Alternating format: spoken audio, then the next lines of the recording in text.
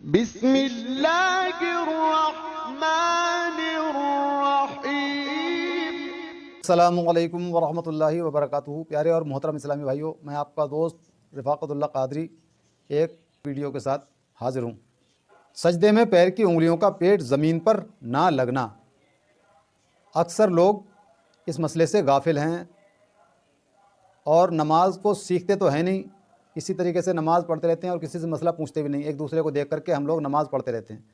ہمیں چاہیے کہ ہم لوگ نماز کو سیکھیں، اپنے امام صاحب سے جا کر کے سیکھنے کی کوشش کریں تو بہت ہی اچھی بات ہوگی۔ تو آج اس مسئلے کو بھی سیکھ لیتے ہیں، اس سے بہت لوگ غافل ہیں، اس مسئلے سے کافی لوگ غافل ہیں، صرف پیر کی انگلیوں کے سرے زمین سے لگ جانے کو سجدہ سمجھتے ہیں۔ بعض لوگوں کا تو صرف انگوٹھے کا سرا ہی زمین سے لگتا ہے اور باقی انگلیاں زمین کو چھوتی بھی نہیں ہیں۔ اس صورت میں نہ سجدہ ہوتا ہے اور نہ نماز۔ سجدہ کرنے کا صحیح طریقہ یہ ہے کہ پیر کی انگلیوں کے سرے قبلے کی طرف کر کے انگلیوں پر زور دے کر پیٹ زمین سے لگایا جائے۔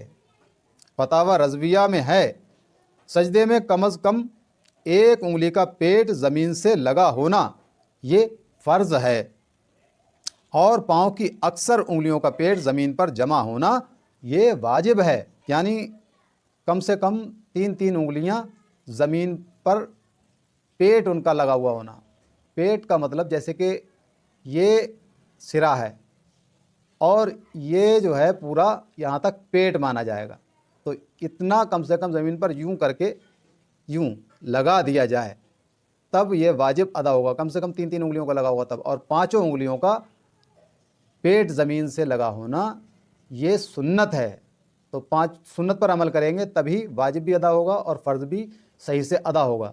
تو اس میں ضرور غور فرما لیں، اور یہ بھی غور فرما لیں کہ سجدہ جو ہوتا ہے یہ ہڈی اور یہ ناک کی نرم ہڈی، اس پر بھی زور دیں تاکہ نرم ہڈی زمین سے لگ جائے۔ خالی نوک لگی رہے گی تب بھی سجدہ نہیں ہوگا اور نماز مکمل نہیں ہوگی۔ تو اس پر آپ تمام حضرات غور کر لیں اور اس کو صحیح سے سمجھ لیں۔